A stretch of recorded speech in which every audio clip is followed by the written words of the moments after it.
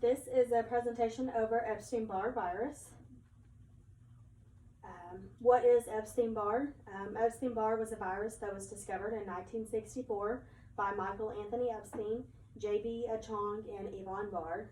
That's where the name stimulated from. EBV comes from Burkitt's lymphoma, which is a malignant tumor of the lymph node tissue that occurs mainly in African American children. It is the most common virus. About 95% of the people have been infected with the virus at some point in time in their life. It is all over the world. EBV is a part of the herpes virus family. It is called the gamma herpes virus 4, and it is spread by body fluids, but it is most commonly spread by saliva. Epstein-Barr virus is an oncogenic virus that is asymptomatic. This means that it is capable of inducing tumors but without any symptoms. So even though you become infected with Epstein-Barr, it can still take up to 4 to 6 weeks before you show any symptoms, if you show any symptoms at all. The virus can only be contacted through humans. That's why it's called the human gamma herpes virus 4. Symptoms of Epstein-Barr is fatigue, which means that you often feel tired and sluggish and don't really feel like doing much. Fever, this would be a persistent fever about 104 degrees. You would have a lack of appetite, a really bad rash that is also known as the Epstein-Barr itchy rash. You'd have a sore throat, swollen glands in the neck, armpits, and groin, and weakness in sore muscles. It just gives you a vague feeling of discomfort. This is pictures of the rash on children. It's a very distinctive, noticeable rash. It causes like breakouts around the lips, just like a cold sore does from a herpes virus. This is the swollen lymph node gland, so it's going to be behind your chin and behind your ear. The virus itself. The virus itself is a linear double-stranded DNA virus. The genome of the genetic material in Epstein-Barr virus consists of a linear double-stranded DNA molecule that is 184 kilobase pairs in length. The genome codes for about 100 proteins. The size of Epstein-Barr virus is an envelope virus with a polyhedron of 20 faces. This capsid is 100 to 110 nanometers in diameter, and containing a double-stranded linear DNA of approximately 175 kilobase pairs.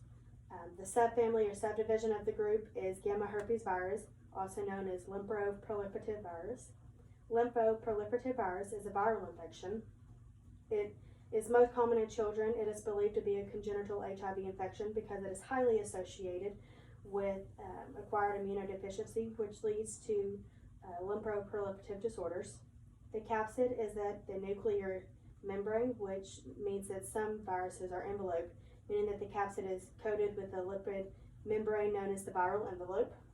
The envelope is acquired by the capsid from an intracellular membrane in the virus's host. It affects B lymphocytes. Human B cells are the primary target of Epstein-Barr virus. In most cases, EBV infection is asymptomatic because of highly effective host immune response, but some individuals develop self-limiting infectious mononucleosis, while others develop EBV-associated lymphoid or epithelial malignancies. It is latent or lysogenic, which means that EBV mainly affects the B cells and epithelial cells, but it has two modes of infection, latent and lysogenic. It is predominantly latent, however, lysogenic infection is detected in a healthy seropositive individuals. This is the subfamily, which is gamma herpes virus, the lymphoproliferative virus. This shows how it affects children. This is a B lymphocyte, which is the main thing that Epstein-Barr attacks. It is an antigen binding receptor antibody. This is the life cycle of EBV. So it starts out from the, here's the virus, it goes to the epithelial cells, to the B cells. This is the T cell attacking the B cells and the replication of it starting all over again.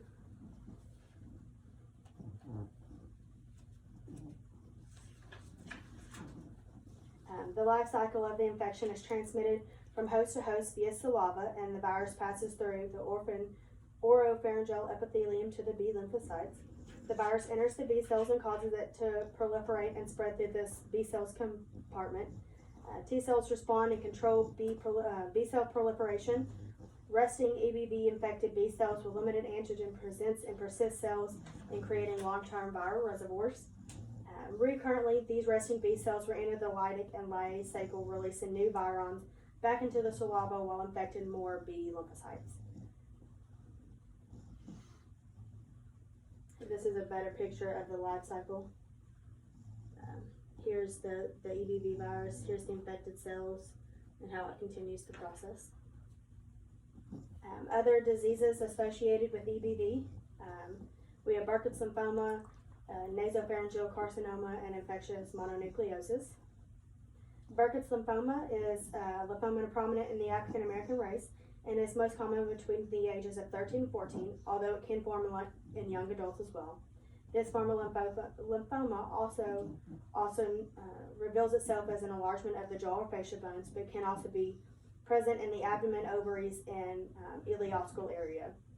Reed-Sternberg cells are distinctive giant cells found with light microscopy and biopsies from individuals with Hodgkin's lymphoma. They are usually derived from B lymphocytes. Burkitt's lymphoma can be cured most of the time with chemotherapy and radiation. This is the fascia bones in the jaw that are affected. Nasopharyngeal carcinoma is a cancer that starts in the nasopharynx, which is the upper part of the throat behind the nose. It is a malignant tumor of the squamous epithelium nasopharynx. The carcinoma is very common over in South China. The target age is the mid-40s, and it's more common in men than it is in women. The cause is currently thought to be because of the latency in epithelial cells that display precancerous genetic changes. But we don't really know that for sure. We do know that there is a connection between the two, though.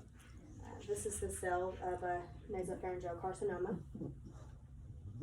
This is where it would be located, so it's behind the nose and the throat. Infectious mononucleosis is also known as mono. Signs and symptoms include fever, sore throat, swollen lymph nodes, and an enlarged spleen. If you have mono, you have a high white blood cell count, which is going to be over 20%. Atypical lymphocytes, also known as Downey cells.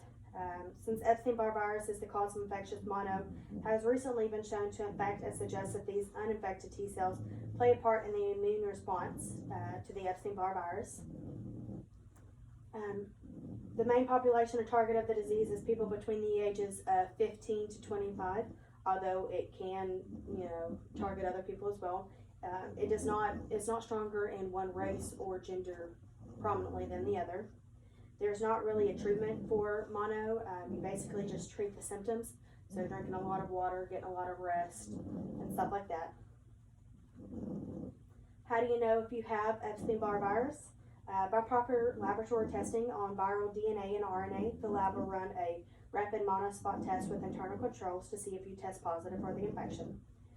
Serologic response to EBV include antibodies to early antigen of IgM and IgG,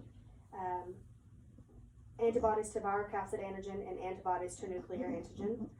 Testing positive for heterophile antibodies, labs will do this by checking the rapid monospot as well. You can also check to see if you have EBV within tissue samples. This is a molecular technique which is widely used within laboratories. In situ is also known as tissue, is hybridization that uses specific DNA and RNA sequence and portion to the section of tissue. There will be a circulating tumor cells if it's within the tissue, so that's how you know if it's positive or not. Indirect immunofluorescence assay is designed for qualitative and or semi-qualitative detection of IgM antibodies to Epstein-Barr virus viral capsid in the human serum. How to treat EBV, so just like any other virus, you can't really treat it with antibiotics. It's something that just kind of has to run its course and go on its way. Mono should clear up on its own within a couple of weeks.